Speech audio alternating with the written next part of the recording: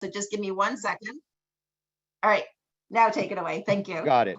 So we've seen some significant uptake in the developer space in terms of geothermal over the last couple of years. There's kind of been, we knew there would be a turning point where all of a sudden it would kind of be geothermal versus natural gas. We're very, very close to that point now. And I can say for myself, I'm a consultant that works primarily with the developer community. I have relationships with the majority of the developers in the country. And of the major players in the space, each and every one of them are looking at geothermal in some capacity. That does not mean that they are executing or deploying continually, but what that does mean is that the efforts of Tim and Geoff and of the industry are starting to pay for themselves. The development community realizes there's a problem in terms of fossil fuel. They realize they have to do their part to reduce GHGs, and in turn, they fully recognize that geothermal is a major solution, if not the best solution, in my opinion. So the goal for today really is for everybody on this call to learn about the geothermal utility, to realize that there is a business case for geothermal, and the days of the developers playing the, oh, I can't afford it, the excuses are gone. You will always see what I call the bottom of the barrel developers, the guys just don't want to make a change, the guys that are greenwashing, the guys that are going to do anything they can to not make change. We're not talking about that 5%. We're talking about the other 95% today.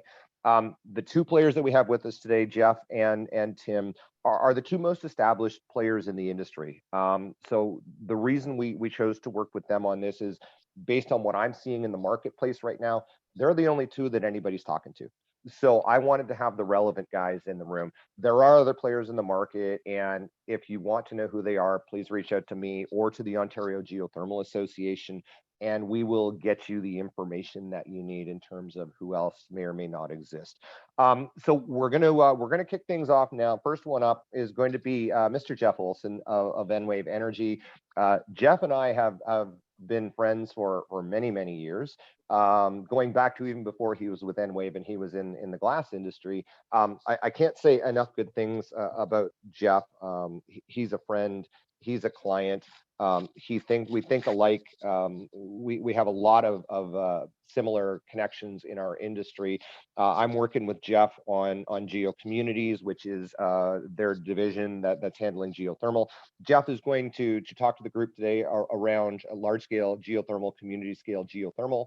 And then after that, we'll have Tim come in and I'll say the wonderful things I know about Tim as well once we get to that. So Geoff's going to talk about for 10 minutes.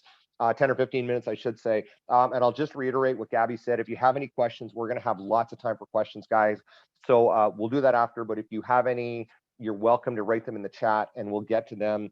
And we're looking forward to hearing what everybody has to say. So, Geoff, the floor is officially yours.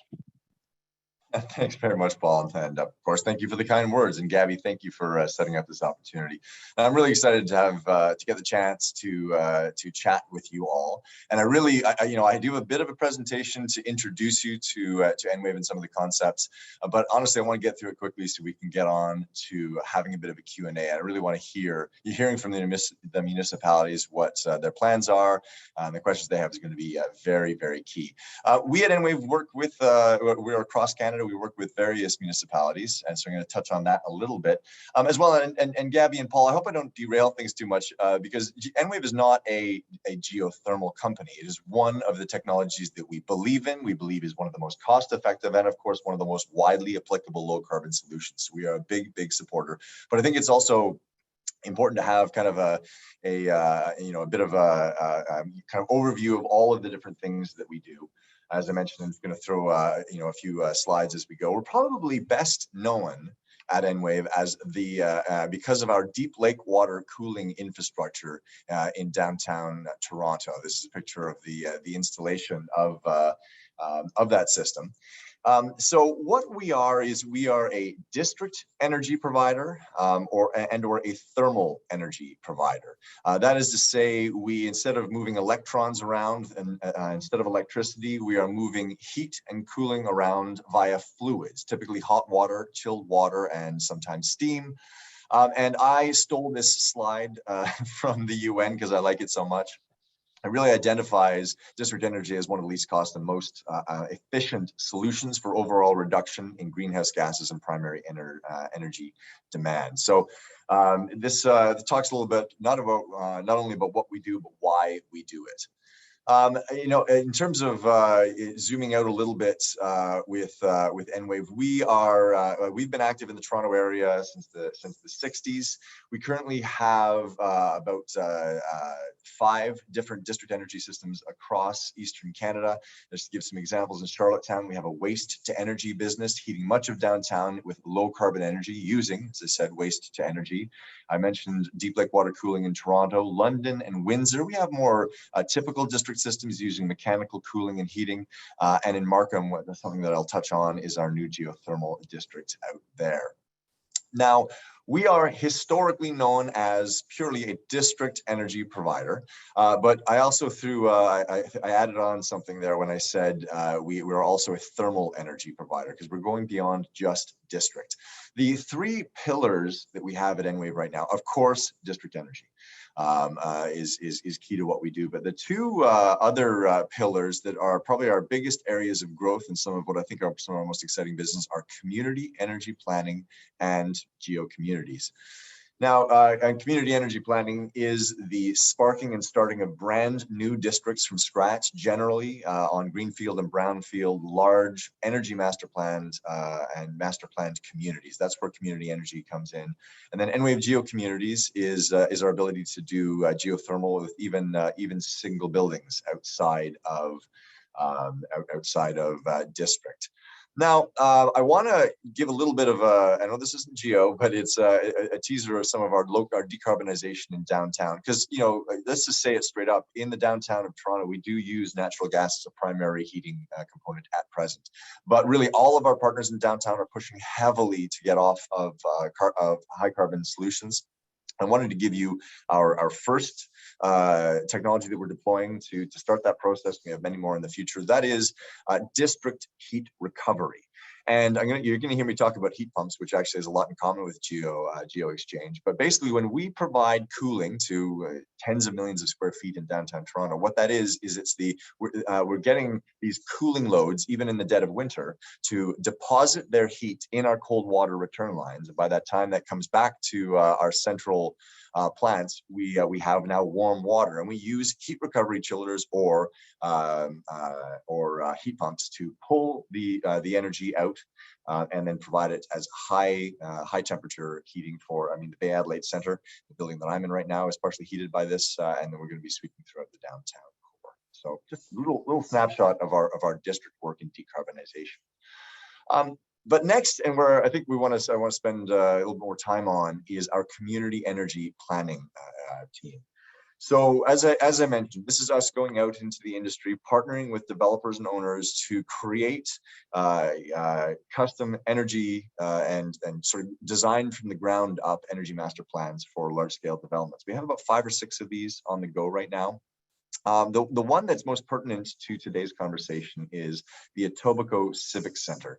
So this is a project that we are going to be going into construction early next year. It's actually been planned for ever since I joined Enwave, even before that, about 5 years ago.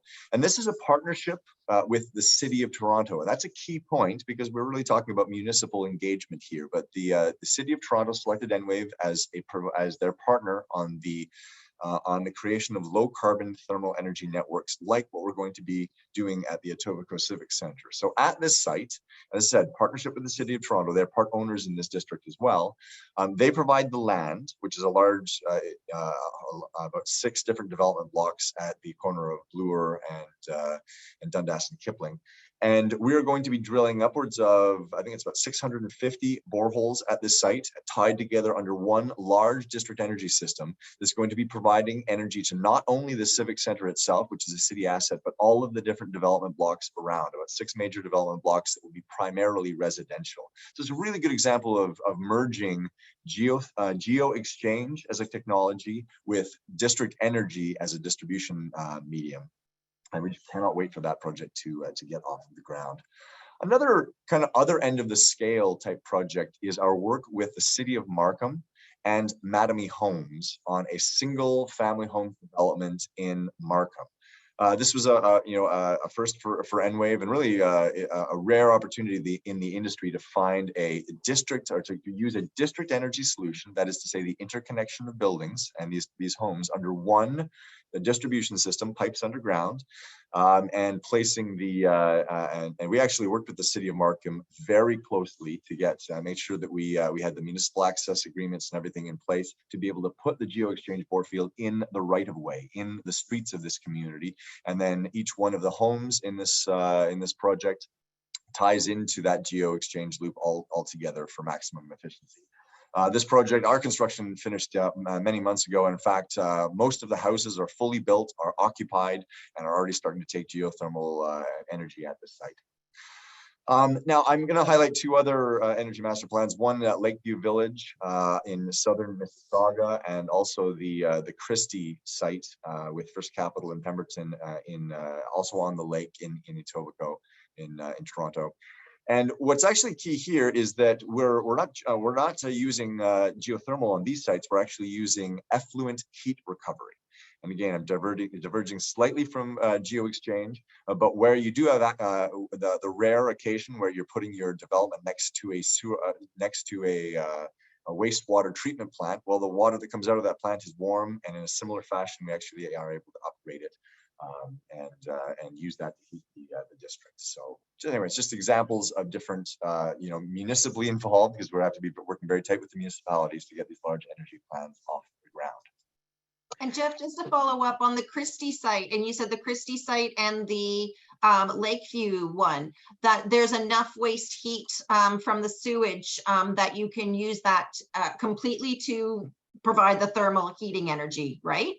That is the plan, to provide majority. In fact, I know at the Christie site, we're actually looking to connect a lot of other buildings in the area to that as well.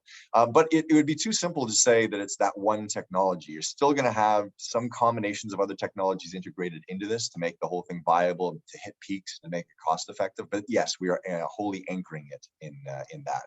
It's amazing the amount of heat that comes out of these. It's not actually sewage that we're dealing with, because this is effluent heat recovery. It's really just warm water that would be pumped into the lake that we're diverting and using that heat. So great question.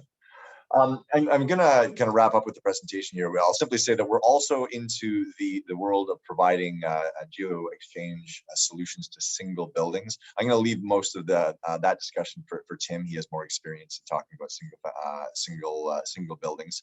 So I'll leave that at just to say that we do have that.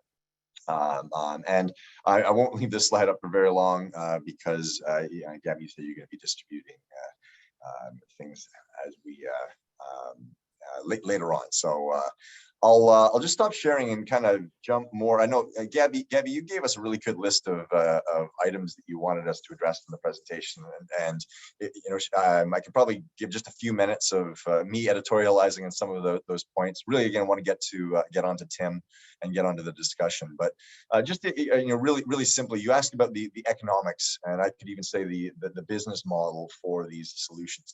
So what is Enwave? We are a district and thermal energy utility. For all intents and purposes, right? So we are a utility, and really our model is to deploy capital. Keep in mind that we are owned by the Ontario Teachers Pension Plan and another pension plan. So they are looking to put their capital to work to create beneficial energy projects, and decarbonization is key to that. In fact, we don't do anything now that doesn't have a very strong low carbon component to it. And so most of these models that I've talked about, from effluent heat recovery, geo, etc., honestly, they quite often have a significant capital cost attributed to getting the project off the ground. But then if you look at the total life cycle of the project, they're very positive.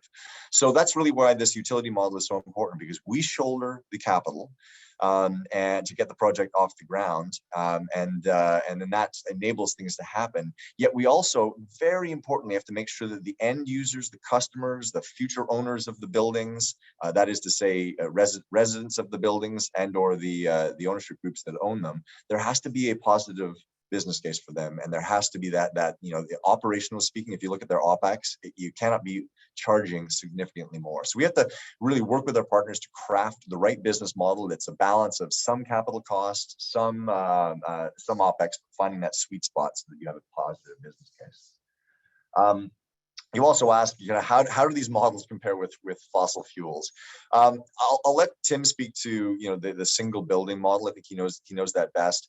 But I think it would be I couldn't just say one answer fits all circumstances. As you can see, we're dealing with all sorts of projects, many of them anchored in geo-exchange. If I was going to oversimplify though, that we have to in all cases create a positive business case for the developer. We're not a public utility that they have to connect to. They're going to ask the question, does this make sense? And it really most often comes down to dollars and cents. That said, all of our development partners are coming to us right now. And this is amplified in the last couple of years, saying we need to decarbonize and we need to do it now.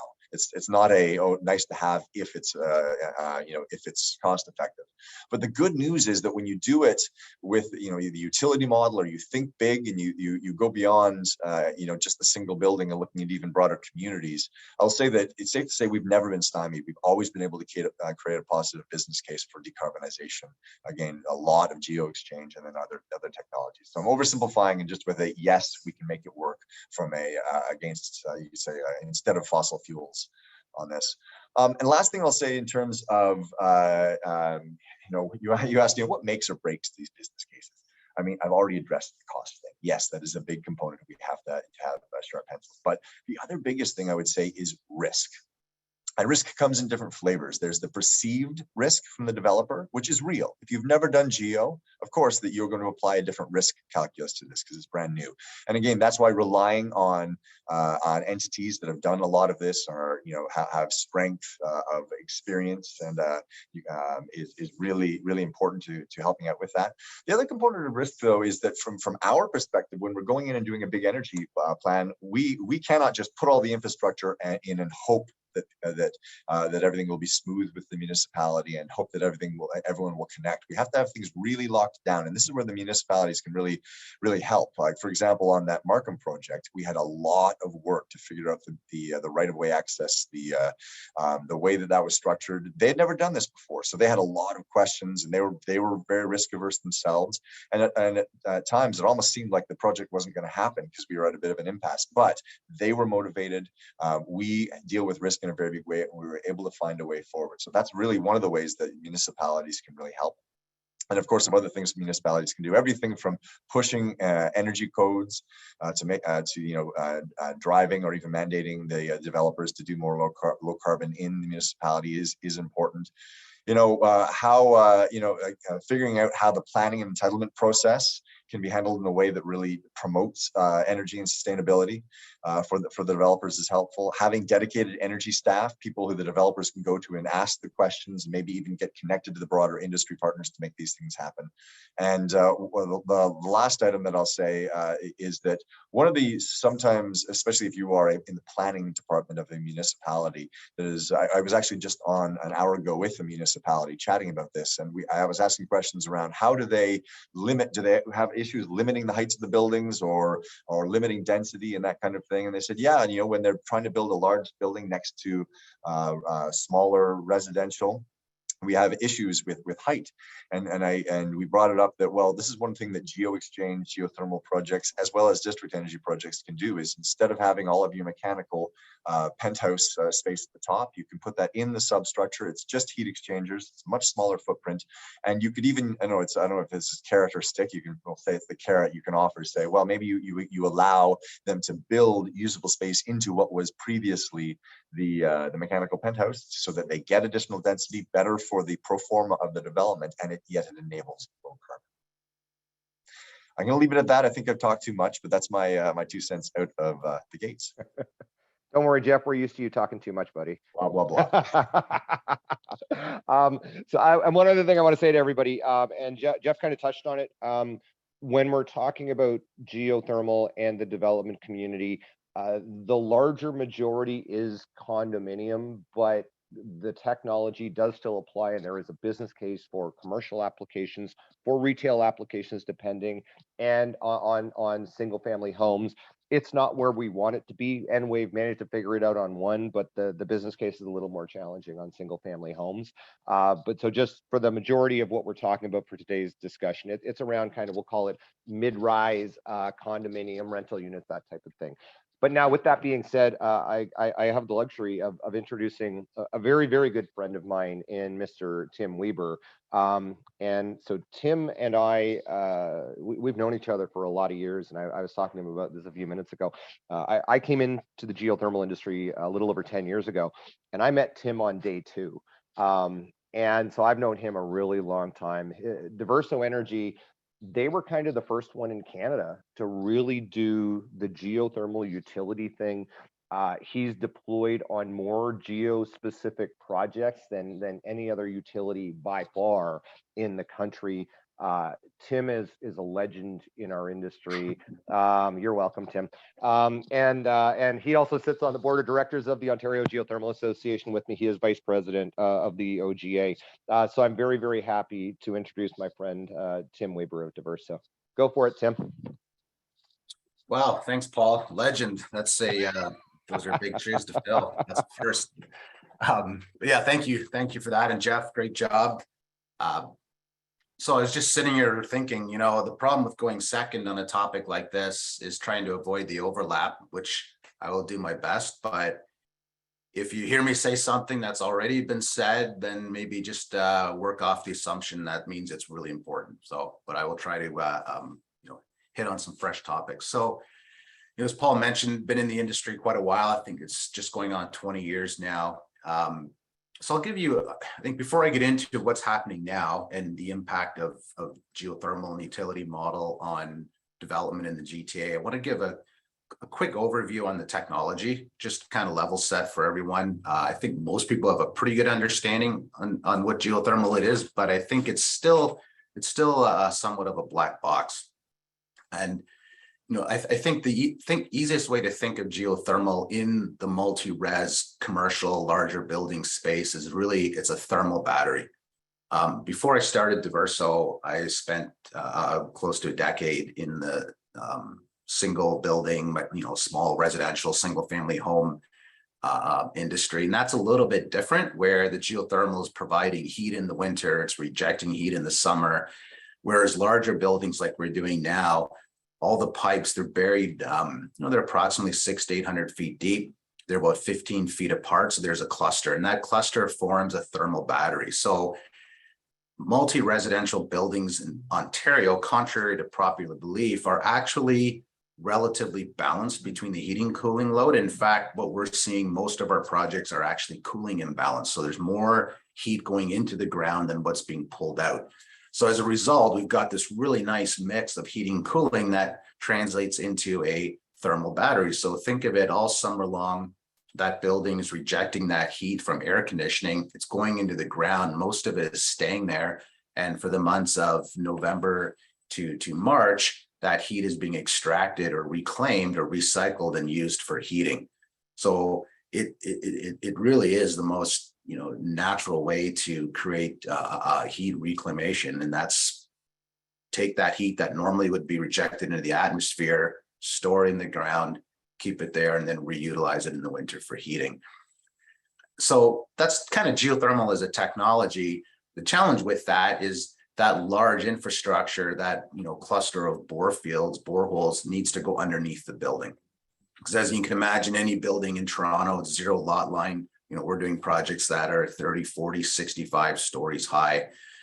So before we started Diverso, I looked at, geothermal as a technology in these buildings. It solved all kinds of problems. You get rid of the cooling tower, carbon reduction, 80%, energy reduction, 25%. It's resilient, it's long lasting, it's dependable, it's predictable, all of these positives. And we started, I looked spent most of my time in the US, Maine, New Hampshire, and those were areas that didn't have access to natural gas. There was some really aggressive government incentives on the table, and there was very little success, almost zero. And we were seeing projects with 1.5 to 3 year paybacks, and we still weren't able to convince developers to look at this technology. So kind of had a bit of epiphany thinking, well, if you can't sell a product with a 2-year payback, then what's the point, right? There's a serious problem here. And the excuse we got every single time was first cost, capital cost, can't afford it. Bank won't include it in the capital stack, no room for it, or no way to recover it because I'm not the one paying the heating bills. And thought, okay, well, that's simple. Let's just start a geothermal utility and remove that capital cost. So that's what we did. And not to be dismissive about what's involved in starting a geothermal utility, it's not quite that easy, but regardless, we pushed through, found an institutional financial partner, created this contract. It's very similar to a power purchase agreement you see in solar. We call it a TEPA, Thermal Energy Purchase Agreement. Got everything set up, hit the ground running. And to my surprise, we still had very little success. And it was, what I realized in that moment, I thought we solved this number one problem. Developers weren't being totally honest. It wasn't just about cost. It was also about risk. And Geoff pointed, or touched on this earlier. I think when you look at geothermal in isolation, it's like, yeah, if you remove the cost and you take care of the installation, you've removed that risk. What you forget is geothermal is going underneath $100 million product. That's an asset. And especially nowadays when margins are being compressed and there's thousands of variables that developers are dealing with, the last thing that they really want is one more variable or something new, or, and not only that, this is, we're removing technologies that they're incredibly comfortable with and they've been utilizing for 50 years, boilers and cooling towers, and replacing it with something they've never seen before. And their buildings, heating and cooling is dependent on it, which means the success of the project is dependent on it, which means there's $100 million that's dependent on it. And when you look at it from that perspective, it's no wonder we had so much resistance. And I think, you can put developers into 4 buckets. There's the early adopters, there's the early majority, there's the majority, and there's the laggards. And thank goodness for Diverso, there is a handful of early majority, very progressive developers in Toronto. Not a lot, but we managed to get in front of a few in early days when there was very little pressure for green buildings. 6 years ago, very little incentive, very little pressure, whether it's municipal pressure, public pressure. Low carbon wasn't really front and center. Instead, it was about getting as many condos up for the lowest cost and as quickly as possible. That was the pressure for developers. So we did some projects that allowed us to kind of create this proof of concept, get a track record, build some momentum. And then what started happening over time was the Toronto Green Standard started ramping up, and we're now currently on version 4. Version 1 to 3, the nice thing about the Toronto Green Standard, it gave developers a lot of runway. Unfortunately, that version 1 to 3 did very little as far as moving the needle and forcing developers to adopt new technology. But I think, where we stand now, there's enough pressure between these green standards, such as version 4, which, what I like about the Toronto Green Standard version 4, and not just to kind of hone in on that one municipality, they don't dictate any technologies, they're dictating a result. Thou shalt have, carbon of X, energy of Y, how you get there, it doesn't really matter. And it kind of forces the hand for consultants to get creative and look at what's the lowest cost solution to meet these pretty aggressive objectives. And geothermal now is finally, kind of being rolled into that conversation where developers are, at the very least, are being forced to take a good hard look at it. And, one of the things I swore when we started Diverso in my previous life, we had a business that was kind of solely dependent on incentives, and the problem with incentives is you live and die by that same sword. And when the incentives disappeared, the entire industry went into a vacuum. And the nice thing about the utility model is we're taking a government mandate for green buildings, not an incentive, and applying private sector capital and private sector solutions to solving a public sector created problem. And that's actually a really great marriage, and I'll say that to policymakers all the time. You create the headache, let us create the Tylenol. That's what we're good at. And, the private sector will always step up and respond anytime there is some type of a challenge in any industry, that someone will monetize a solution. And in the case of this, the geothermal utility model checks a lot of boxes. So it addresses that cost issue. It addresses the risk, because one of the things that we were very careful of is making sure we take as much control as possible. So we're shifting that accountability from the developer during construction. So we manage the installation, you know, we take care of everything. There's still collaboration required. The developer still needs to participate, but we take on the lion's share of the, you know, the installation challenges and management. Long term, you know, the challenge with geothermal has always been, what if it doesn't work? And what if someone's not managing and the building's imbalanced and borefield gets too hot? Now the condo corp, you know, they don't know what to do with this. You're handing them a technology that, you know, creates a potential long-term liability. While the utility model, if done properly, also addresses that, because in our contract, we have a performance guarantee. So if our system's not working, guess what? We don't get paid. You know, we have a financial partner who would like to recover that multi-million-dollar asset buried under that building, or recover their investment. And the only way that's happening is it performs flawlessly during that 30-year contract. So that kind of checks another box, as it shifts that long-term accountability from the condo corp to the utility. So we've shifted construction accountability and long-term operational accountability to the entity who owns the asset and is receiving that long-term annuity. So, you know, that's, you know, another obvious great benefit. You know, and when I look at kind of where we are at now in 2022, I'd say the last 6 months we've seen a fundamental shift. And I think it's a combination of a few things. It's the combination of ESGs, and we're seeing condo projects, which is really interesting. I never thought of, you know, ESGs in the condo space, but you've got, you know, Canadian and international investors investing equity into condo projects who have a ESG requirement. So ESGs are now being applied to condos. You have municipalities and green standards that are applying pressure. And then I think I would argue the biggest one of all is just momentum. Developers are finally looking at this and going, oh, wow, you know, Minto's doing this. And, you know, there's a long list of established developers that are doing it, and not just doing it, but we've got projects like the Exchange District. We've got, you know, Collective, where they're on building 4, 5, and 6. And they can look at that and go, okay, developers don't make the same mistake 5 times over. So clearly this is something that's working. So it's slowly and systematically, we're trying to remove all of those impediments to success for the technology. And, you know, our goal over the next decade is that geothermal is just another technology similar to, you know, shoring and excavating. You know, the problem is getting there. You know, it's not a commodity. It's not something, it's not an off-the-shelf product. This is it's an asset buried under the building that the building's heating and cooling is dependent on for the life of the building. So installing it properly, managing it properly, integrating it into the building, working hand in hand with the mechanical engineer and the architect to make sure that those pieces are in place, that we can, you know, add a little bit of heat, take away a little bit of heat, make those, you know, incremental adjustments over that 30-year period is so critical to success. And knowing how to do that in a cost-effective way, that the business model still works, so that our costs don't go up to the point where our annual charge exceeds operational savings and it's a liability for the condo corp. That doesn't work.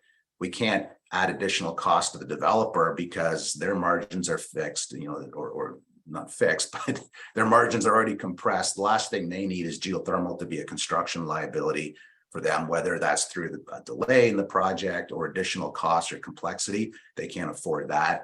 So it needs to be as seamless as possible. And I think, you know, if done correctly, that's the beauty of the geothermal utility model. And I guess my message to policymakers and municipalities is to really, I think there's a market-ready solution now, and you can, which allows you to be bold in these policies.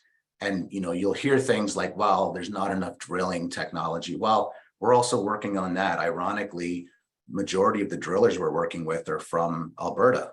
So you talk about the ultimate, you know, you hear of, we need to shift oil and gas workers into renewables. Well, that's difficult to take a well driller and teach them how to install solar panels. We instead have oil and gas environmental drillers with the same equipment, same everything, doing exactly what they did in Northern Alberta. Instead, they're doing it on a condo high rise in Mississauga.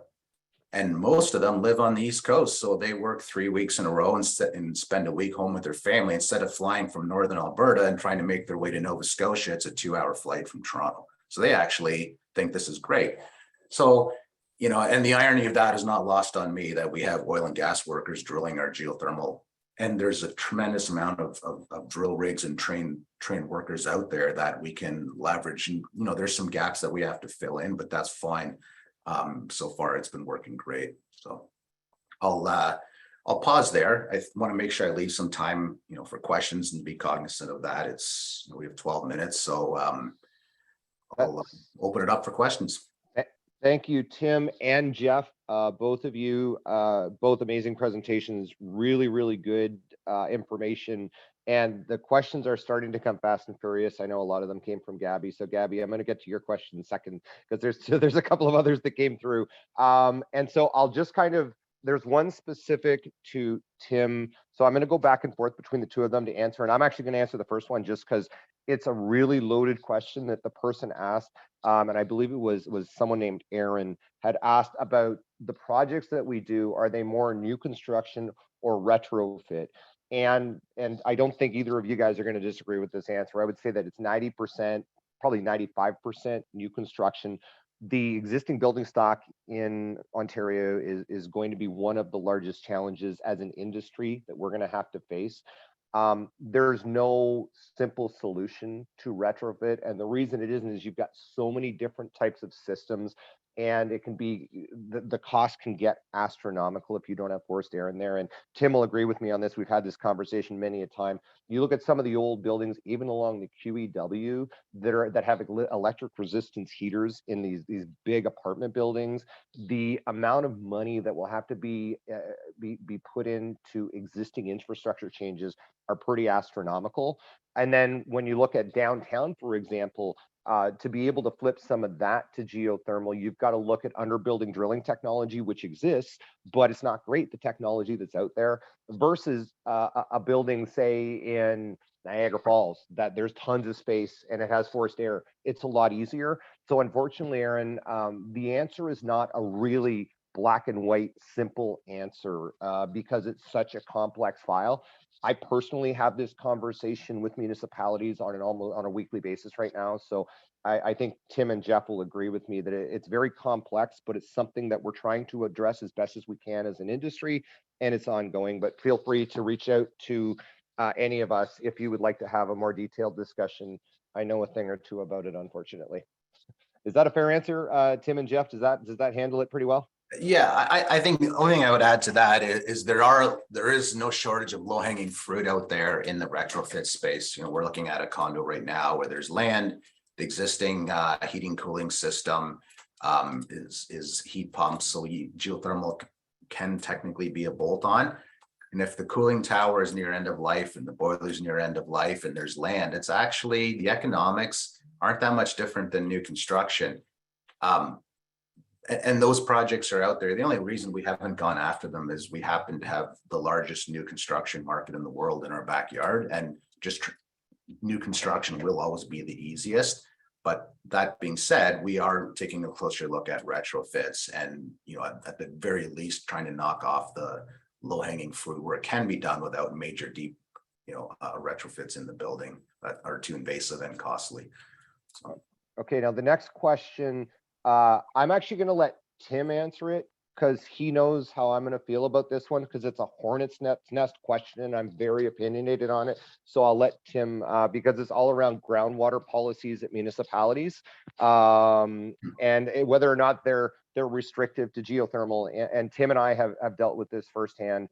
All I will say is there are some municipalities that are fantastic to deal with, and there are some that are incredibly archaic that don't know what they're talking about. And the progressive ones that actually want to make a difference are the ones that are working with this well.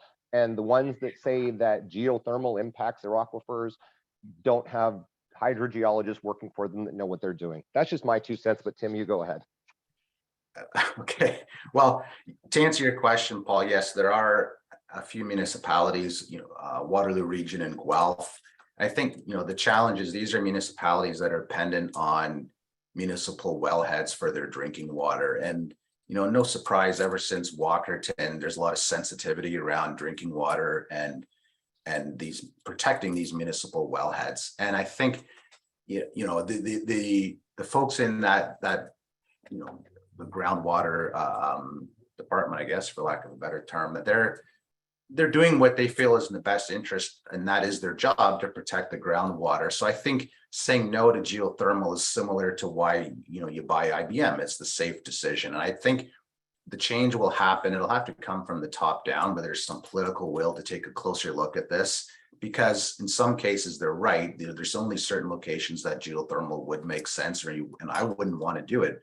Put in geothermal 500 yards from municipal wellhead, because you could impact the drinking water. So I think it's a matter of just taking a more critical look, and rather than a blanket statement of no geothermal, let's find locations where it can be done safely. Awesome. Geoff, anything you want to add? Oh, I think you guys covered it. Thanks. Okay, awesome. So now I'm going to go to one of Gabby's questions here. And it was around because both of you referenced the Toronto Green Standards. So was version 1 to 3 of the Toronto Green Standard not that great at getting geo uptake because they could achieve the energy GHG performance with efficiency alone, and version 4 standards requires moving away from fossil fuel, which then leads to the next question: how important is a GHG metric for green standards rather than just an energy metric? Geoff, you want first stab at that one? Yeah, very simply, version 3 of TGS, I mean, you had more options. And with what we're seeing, and this is both on district and geo, with the advent of version 4, they're taking a very much more careful eye to geo. So I think, yes, it is, and it will of course only continue to ratchet up. So yes is the simple answer there. What was the second part of the question, Paul? Which then leads to how important is a GHG metric for green standards rather than just an energy metric? Well, I mean, the TGS has both, right? It has you could say, if I oversimplify, an envelope component, so making sure that your envelope is good, and geothermal has nothing to say there. It has an energy component, and it has a GHG component. I'm glad it's got all three.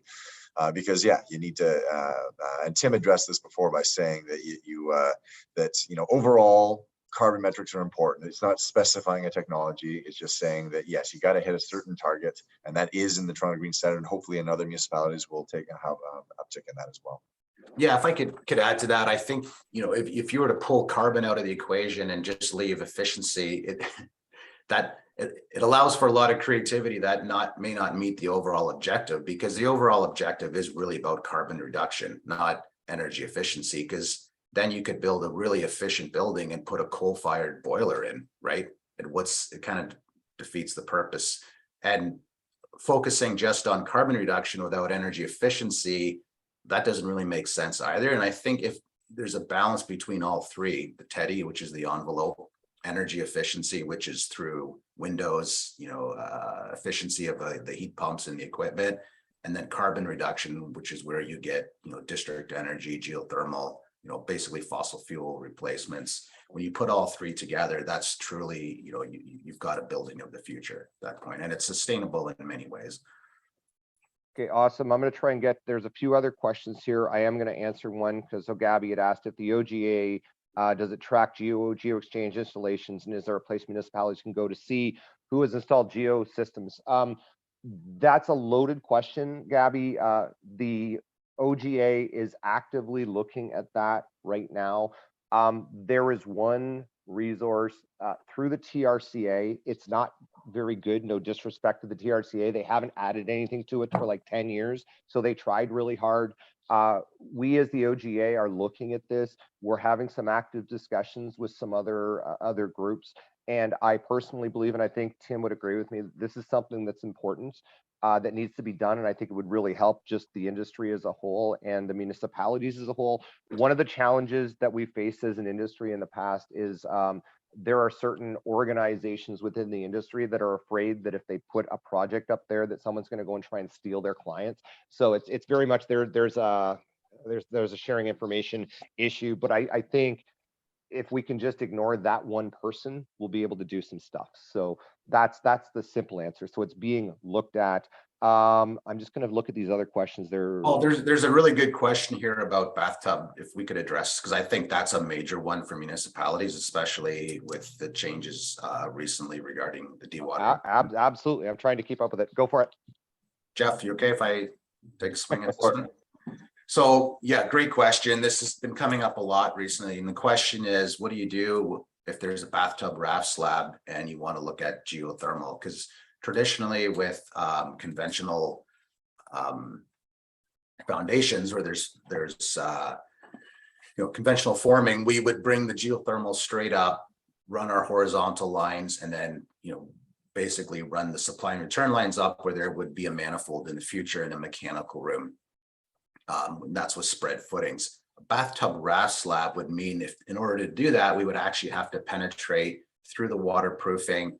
And that's a huge challenge, a huge round of risk that neither we or the client would want to take on. So to get around that, all of our horizontal or lateral connections are done beneath the raft slab. So there's no penetrating the raft slab. There's no concerns of water leaking into that interstitial space.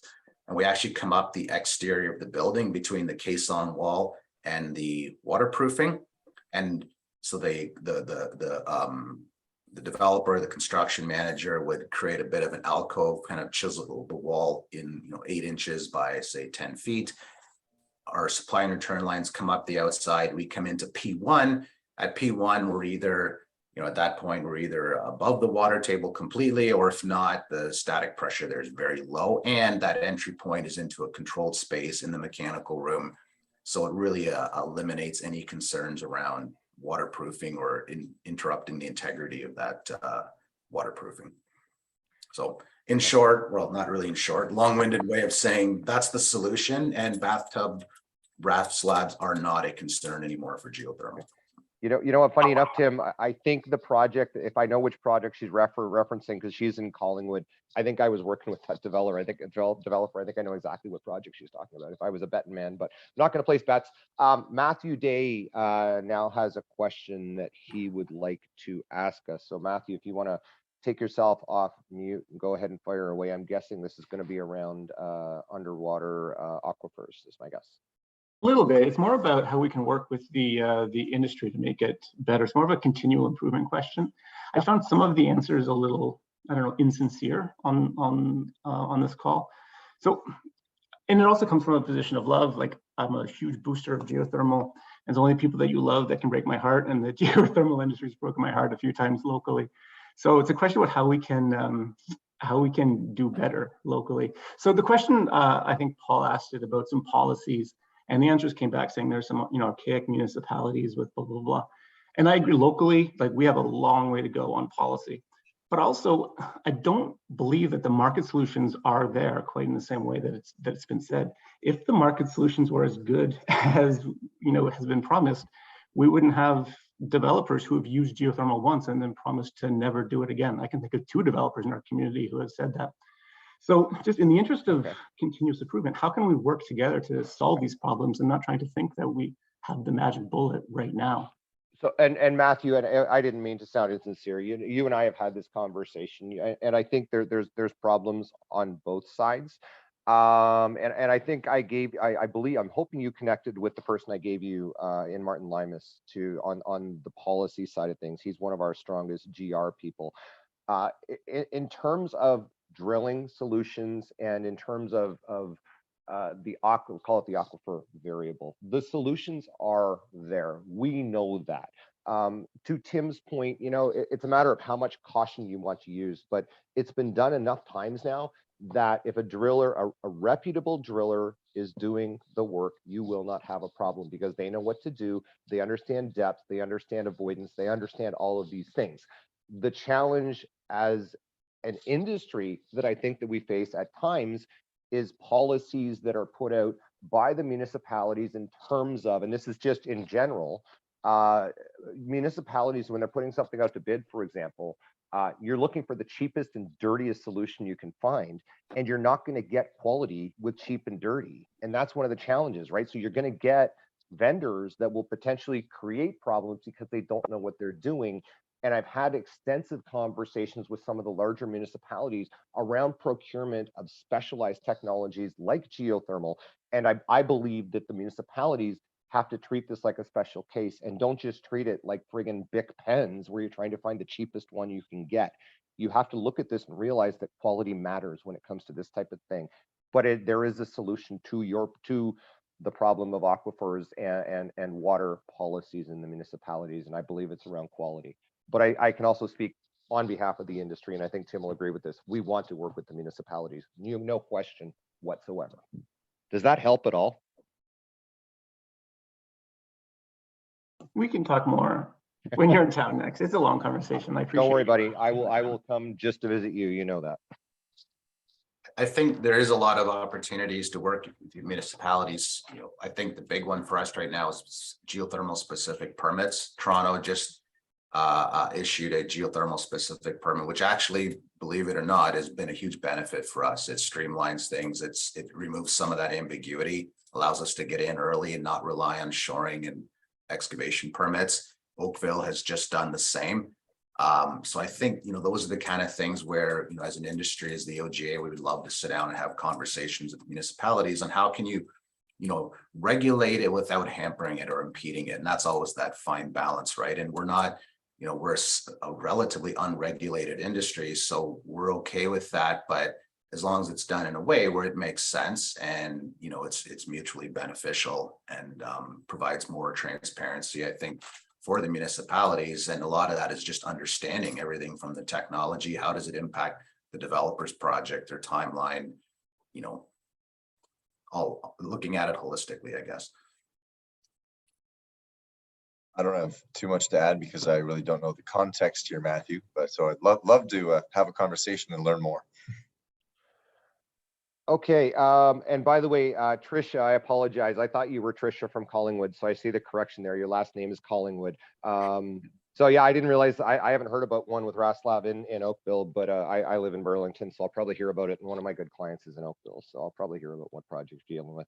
Feel free to reach out if I or anybody can help you out. I know we're already over time, so Gabby, if I'm okay, and I'm assuming Geoff and Tim are okay to take more questions if there are more, but if you want to, you tell me how you want to handle this. Yeah, no, thank you so much, everyone. Thank you so much for really kind of helping to kind of wrap our heads around this on how is this market advancing? What's the business models? How important is the utility model to developers?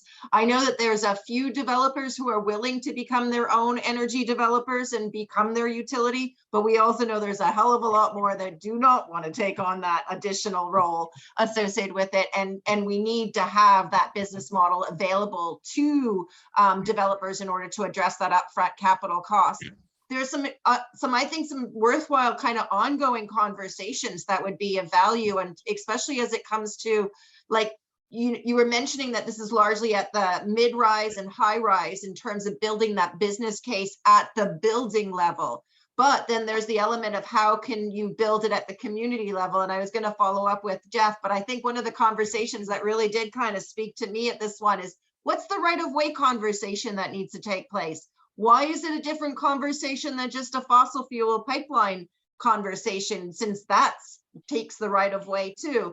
All those types of questions I think is really interesting. The geothermal specific permit is something that I didn't know about, so that's new to me. So I'd love to learn more. So I will follow up with you on more on that on Tim to figure out what role does that play in helping to streamline or reduce the risks that a developer is taking on when a developer takes on geo as part of their energy system for their building.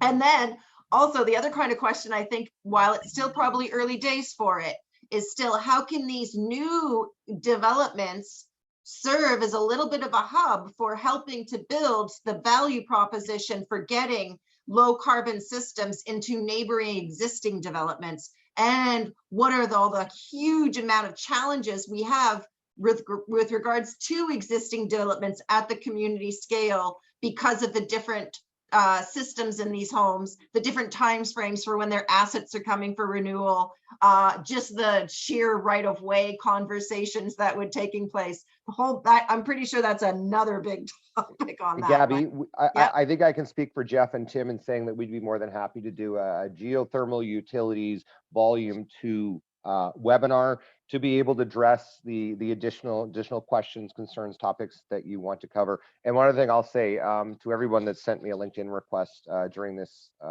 meeting webinar, thank you very much. And Tim and Geoff both welcome LinkedIn requests. We're here to be resources and assets to you, so please don't hesitate to reach out.